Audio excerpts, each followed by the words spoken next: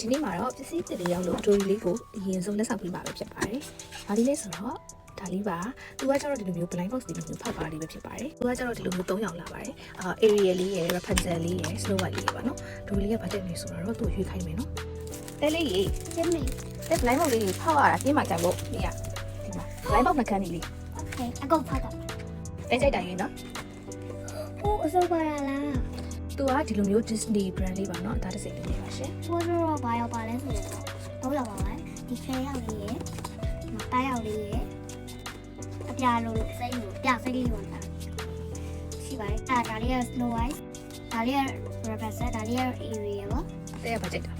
ဒါကတော့ဒါလေးကြိုက်တယ်။တဲလိုချင်တဲ့ဟာလေးယူလိုက်။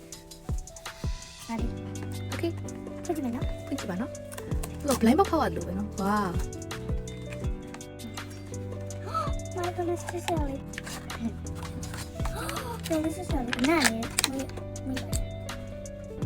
What's that? စိုးကြည့်ပါဦး။ကြည့်လေလား။ဒါဒီလိုစကားဆက်ကြည့်ရအောင်။ကဲ။ဒါလေးကတော့ဘာမှရောဆိုဒီဗီဒီယိုရှော့ပါရအောင်။နောက်ကလည်းတောက်ပါနဲ့ဆက်ရှိပါတယ်။ဒါလေးကတော့